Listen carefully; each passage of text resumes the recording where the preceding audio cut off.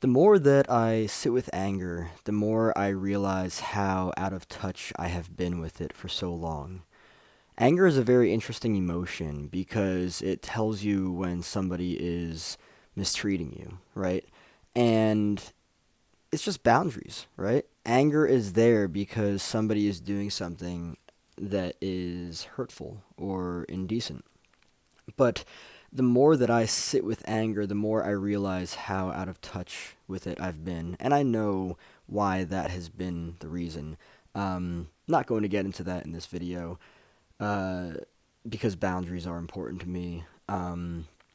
But what I want to explore is just how interesting an emotion is when you allow yourself to sit with it when you previously haven't, or you've been shamed out of it or guilted out of it, right? Whatever it was that happened that caused you to push it down using a lot of energy. Um, I I feel that I have to learn how to kind of like wield this emotion and other emotions in general. The interesting thing here is that the more I find myself sitting with anger, and I know that this sounds kind of interesting, but the more that I find myself sitting with anger and just allowing it to be there, the better I feel. We, well, from my own personal experiences, the way that this works is very simple, right? I feel that a lack of confidence comes from not allowing yourself to feel, right?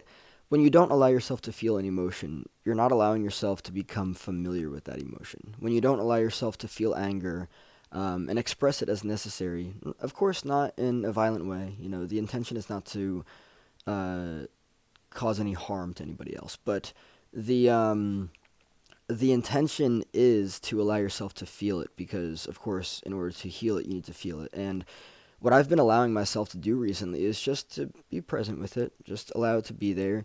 And I've actually started to feel better as a result of that. I've started to be more grounded with myself. I've started to be more grounded with myself.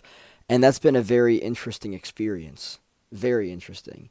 I actually feel better when I allow myself to feel the anger, which makes sense, of course, because when you allow yourself to feel it, you allow yourself to just be present with it and understand what it is and where it's coming from. Um, maybe somebody violated your boundaries and that's why you're angry. It really, it's a matter of whatever happened, right? There's an entire communication. There's an entire conversation happening there. And that's what emotions are. Emotions are there to communicate to you what it is that you need to know. So, I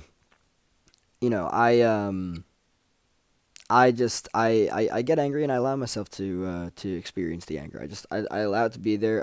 I feel it, which I didn't previously, right? I allow myself to feel it, and I just allow it to be there, right? And the more that I allow it to be there, the more that I sit with it and feel it, the more the energy around it dissipates. Um, Yeah, anger is a very interesting emotion. You have to, of course, at some point learn to control it. Express it as necessary. Express um, how you need to. Right. This is a very personal experience. It's something that it's not a cookie cutter one size fits all kind of thing. It's an individually unique experience. And in my own personal life, I have found that the more that I sit with it, the more confident I get because I'm just allowing it to be there. I'm not judging it. I'm not trying to get rid of it. I'm just like, oh, hello, anger. Yeah, have a seat. And then you just have a conversation with it. So, why are you here? Oh, because that person said that? Yeah, yeah, it's frustrating. And then the more that you get comfortable with that, the more you learn to just kind of like allow it to be there, right? It's better than pushing it out. because what pushing it out does is just not it doesn't allow you to be familiar with it. The whole thing here is familiarity. You need to be familiar with it. When you are familiar with it, that's when you start to learn more about yourself and your needs, your boundaries, and everything. Anger is there as a boundary. It's like there's a foreign threat, and all of a sudden you need to attack. Right? That's what it is. Um, and it's just so interesting that a lot of people are shamed out of their anger. Very interesting. Like it's kind of funny that we've been taught that anger is a bad thing, but at the same time, the reason that we've been taught that anger is a bad thing because a lot of people were raised in environments of chaos where the person that was getting angry had like explosive anger and they couldn't control it. So yeah, you're gonna get scared of that. You're gonna learn to be scared of anger. You're going to learn that anger is a bad thing. Anger is not a bad thing. The way that you express anger, depending on how you do it, it can be either safe and controlled or dangerous, right? And by the way, expressing anger can be as simple as going to the person that violated your boundaries and communicating to them what they did and how you feel as a result of that. And that's a very healthy thing. But knowing that like the intention is to communicate that to them and not to get things out of hand or anything like that. Just it's really a matter of communicating. When you don't communicate, when you teach yourself that you don't need to communicate that you don't need to communicate to somebody that they violated your boundaries, that's when things that's when that is when the dynamic gets out of balance. As long as you can communicate as necessary what you need and how you feel and what happened and how you feel as a result of what happened, then really cool things happen because you teach yourself that you can be confident with your emotions because your emotions are real. They are not insignificant. They mean something. They're trying to tell you what it is that's going on.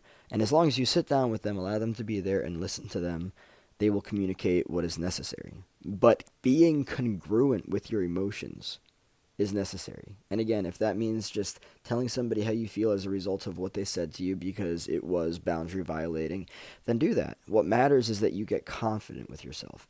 And getting confident with yourself means being congruent. That's how it works. And the more you do that, the more familiar you'll become with that, and the the easier it'll become, right? You'll learn to trust yourself more.